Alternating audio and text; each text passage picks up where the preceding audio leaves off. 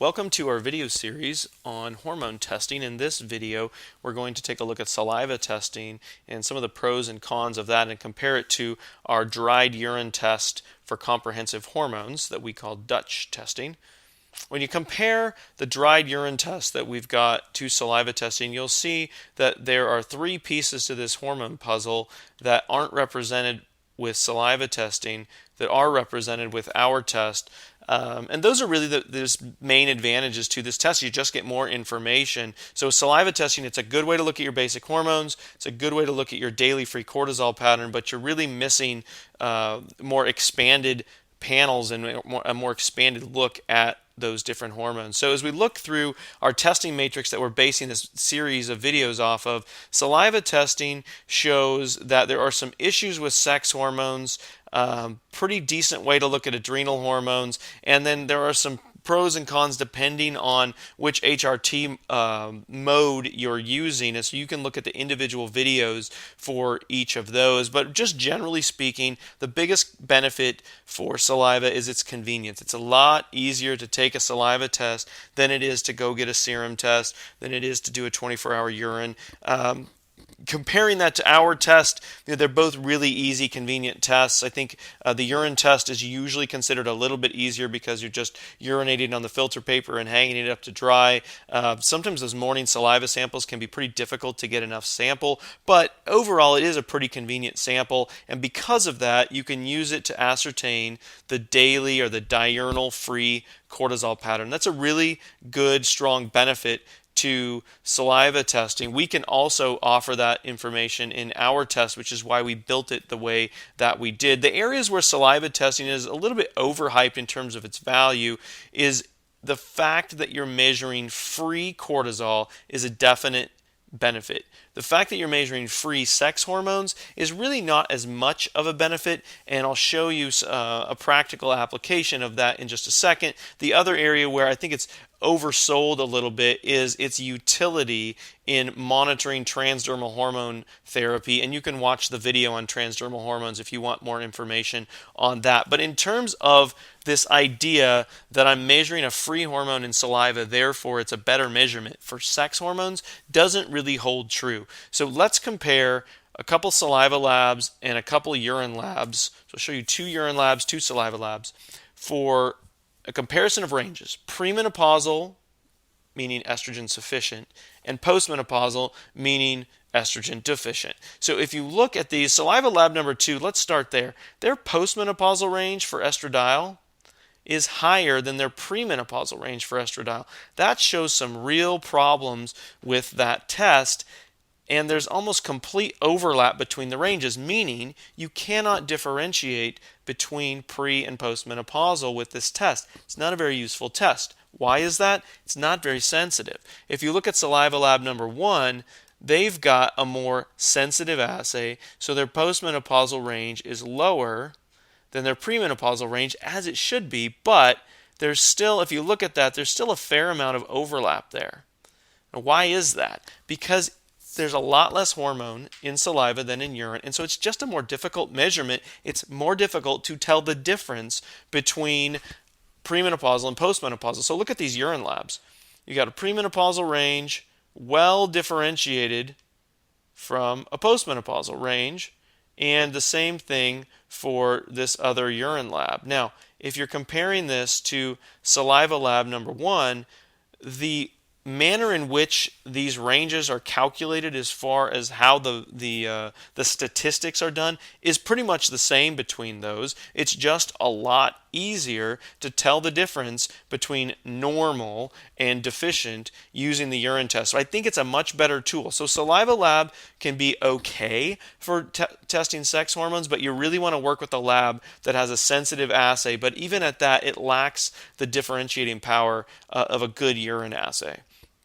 So when then is saliva testing best? I think its best use is in monitoring. So here's a menstrual cycle of a female, and you can see around day 14 we should see an estrogen peak, which we do, and that, because that's when ovulation's happening. And then after day 14 we should see a peak of progesterone, which we do, and then a small peak with the estrogen in that luteal phase. So if you want to test many times throughout the month, this is really the most cost-effective way to do it, is to use saliva testing, and then the convenience really is a major factor there in being able to do that, and that's some useful information in a lot of cases.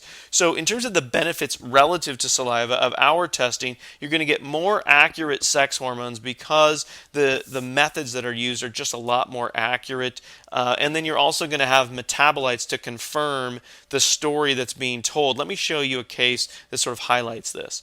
Here is a urine result for testosterone. It's normal. Here's the DHEAS. It's also normal.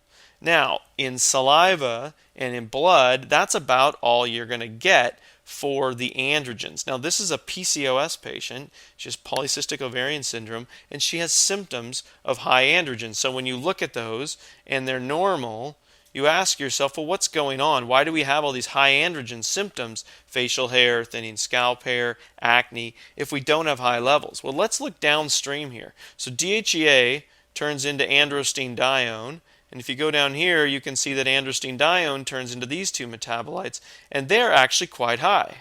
The testosterone turns into these two metabolites, and they are also high. So now you're seeing information that you've missed in any other sort of test. The other thing that you'll see, and this gets into a pretty complex picture, but just briefly, you can see that this metabolite on the right is higher in both of these cases. What are those? Those are 5-alpha metabolites. Now, 5-alpha metabolites are more androgenic than the 5-beta metabolites on the left side here. So this particular woman has a fair amount of androgens, and she pushes them down this more androgenic pathway. So part of the reason that she has a little bit of facial hair and that she has thinning scalp hair is she's making more androgenic metabolites. And again, this gets a little bit complex, but it's more of the picture that you can see of what's actually causing her symptoms, but you can only see those markers in a urine test, and that I think has a lot of extra value. You can also see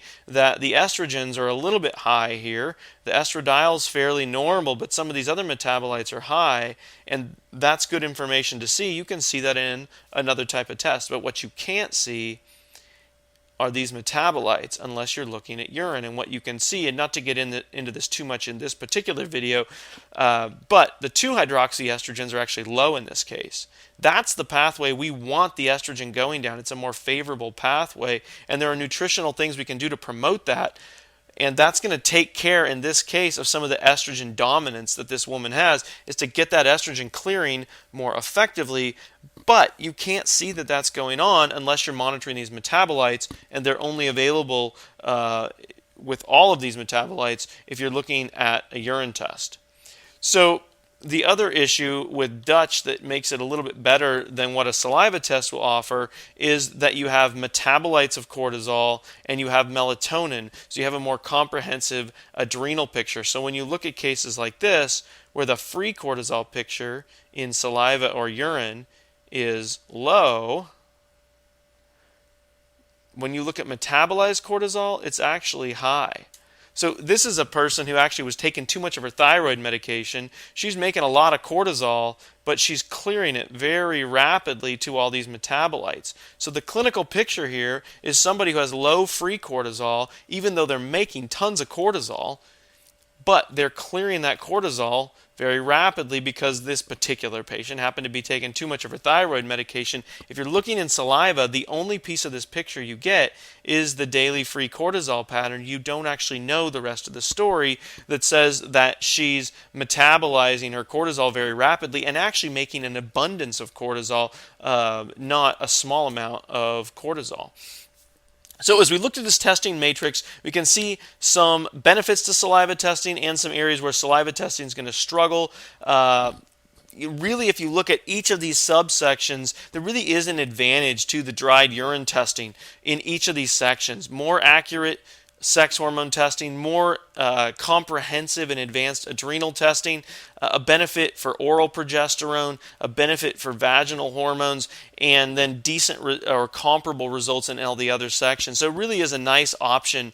If you're looking at saliva testing, this can be a nice option as well for some of your patients. So I hope that's been helpful in comparing these two testing modalities. If you have any questions, feel free to reach out to us at info@precisionhormones.com, and we thank you for your time.